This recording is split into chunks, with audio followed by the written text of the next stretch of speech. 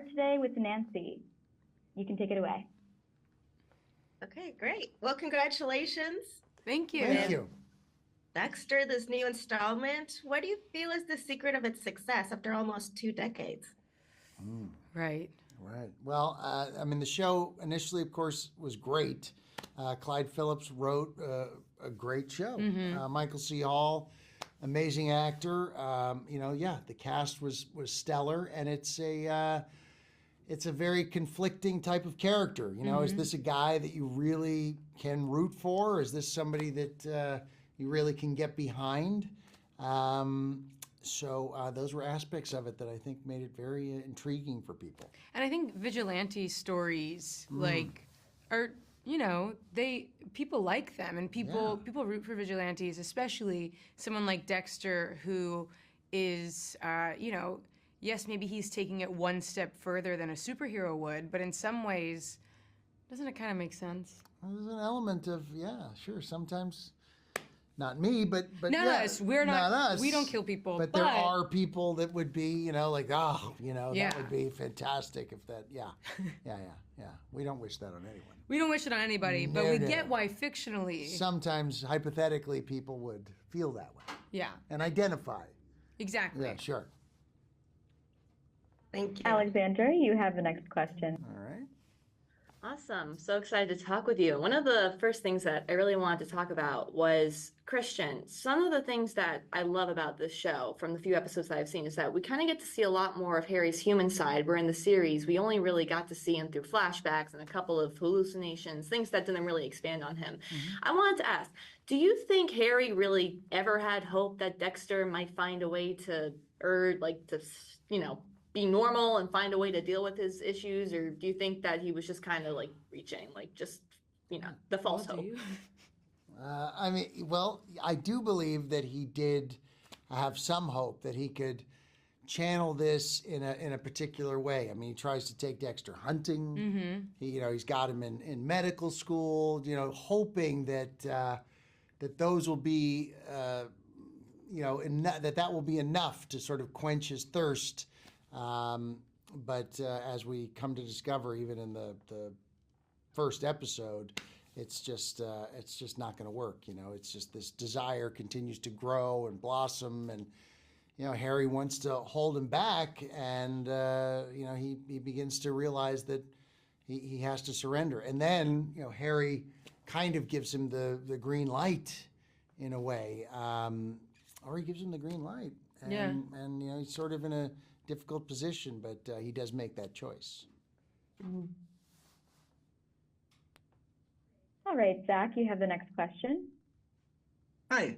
I was astounded when, James Remar, one of my all-time favorite actors, when his character is going to be played by another one of my all-time favorite actors. Thanks. So that was a delightful. I agree with you I love James Remar and think he just did a fantastic job. I mean, that's partly the reason why I think we're all here, is because he created such an intriguing and wonderful character that even watching the show originally when I did, it was a character that I wanted to learn more about. Did you both get to meet your predecessors in that way? I know that you, Christian, you were in Tales of the Dark Side with him, yes. But I don't think you had any scenes together. No, I know. I was 12. Gosh, I know. That was one of the first things I ever did. And you weren't networking when you were 12? Going getting in the room, visit his set. I know. I should have been. I kicked myself. Come on, the grind never stops. Who else was in that? Debbie Harry, I think, was in that Tales from the Dark Side. Debbie Harry, Blondie. Right? Yeah, of course. Blondie? Yeah. So yes, there were some amazing people in Tales from the Dark Side. And James Remar, no, he and I have met, over the years and kind of know each other in that regard. But I think he wanted to give me room to kind of discover the character on my own. Yeah, I haven't had a chance to meet Jennifer yet, but I really would like to. And I got a note passed from the casting director saying that, I have her blessing and that she is my biggest supporter through all of it, which, thank God. I think you compliment her very well. Yeah. I mean, you kill it. Yeah. Kill it. Thank you. That's what we say to Dexter. Yeah. Karen, you have the next question. This is such a joy to watch for those of us who actually remember the 90s. Christian, I was wondering what that was like for you to go back and explore this time period, and also working with Patrick Dempsey again after Mobsters. Wow. Yeah, there was a lot of nostalgia for me on this set. I mean, it started initially with Michael Lehman. He directed Heathers, and now he was the director of this show, and I hadn't seen him in a very, very long time, you know, years and years. So that was really fun to get the opportunity to work with him again. And Patrick, yeah, we were kids when we worked together. Children. We were basically, yeah. I mean, we were early, like I had probably just turned 20. So since then, we are both extraordinarily different people. And it was just wonderful to get the opportunity to reconnect in this way and, you know, play friends in the show the way we are. It was wonderful. We became friends while working together again, and that's where our relationship remains today. Did the 90s feel differently this time around? Karen, I apologize. We don't have time for there's follow-up. no follow-ups. That is a good question, though. No follow-up. That was actually part of my original question. It was part of the original question. That's true. That's fair. She makes a good point. Was it fun? I mean, look, there were a lot of, you know, look, the phone. Right? Oh, yeah. I think, you know, bottom line is technology has moved in the right direction. Walkmans. You know, I mean, in order to get in contact with me as a police officer, I had to have a pager. You know, we've definitely increased in our skills as a society. Moved forward and backwards, you know, but that's life. It goes that way, yeah. Thank you so much. You're welcome. All right. Cade, you have our next question here. Awesome. Hi, guys. Molly, I'm from Iowa, so great to see you representing us. I freaked out. Oh, that's nice. So we're rooting for you here in the cold cornfields of Des Moines. Oh, yes. Go Hawks. I just wanted to ask you guys, I'm sorry. I still have my questions open from my last interview. Excuse me. Uh-oh. That's okay. I can what talk was about your, Iowa for a little bit. Yeah. Caitlin Clark. Oh, Caitlin Clark. What's that? The best. Oh, yeah, Caitlin Clark. We love her. Amazing. Des Moines. Des Moines. From Des Moines. What a great representative. What the skills. What was your reaction to learning that Original Sin would also serve as somewhat of a sequel by bringing Dexter back from the dead? Oh. Yeah. Well, I mean, the coolest thing.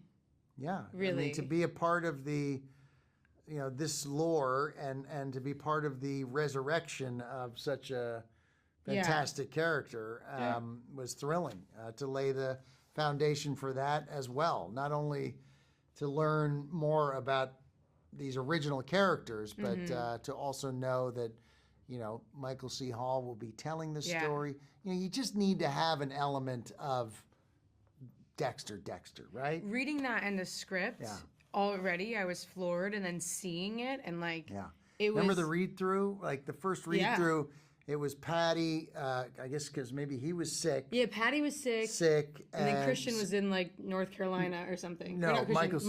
Michael. You know. Yeah. And Michael was in his home. And it was great because you know, like Patty would read the lines, and then Michael would come in with the voiceover, and there was just such a great synchronicity there. It's a really good way to marry the Dexter cinematic universe. Yes, and it just felt organic and natural and came together very well. I thought so. Yeah. And Sarah Michelle Gellar was there. And Sarah Michelle really Gellar was cool. there, which was absolutely insane. Yeah, I mean, she's a legend. I was freaking out. She's an icon. So we were all excited. I jumped off my couch when I saw him in the back of that police car, you know, driving to the hospital. I was like, I can't believe it. I can't believe he's in the flesh. It was great to hear his voice, but Thank you. Yeah. Yeah. Cool. All right. Rohan, you have the next question. Hey, the show's awesome. So I wanted to get with Molly. Debra has a very colorful language, to say the least. So what was it like getting into character as her, taking over for Jennifer, and then sort of seeing her before the person that we meet at Dexter season 1? Well, it was really fucking cool, you know. It was. I'm sorry if I can't swear on your broadcast, but I think it's safe. It was a really good time. I think one of the things that put me a little at ease is that none of us are the same as we were when we were 17. When I was 17, I was in Iowa. Like, I'm obviously in a very different world and environment now. And the 17-year-old that I was, though, still had the same aspirations. I've always wanted to be an actor. And so there's parts of you that are still there. And I think for Deb, what it really is, more than wanting to be a police officer, it's wanting to connect and be a big part of her family. And I think that's what leads her future self to become a police officer. But the heart and soul of Deb is still there. It comes out in a bit different ways because when we're 17, we are A little bit more chaos. Yes, we're chaos. Our hippocampus hasn't settled yet. Yeah. Until you're like 26, that's when it starts to.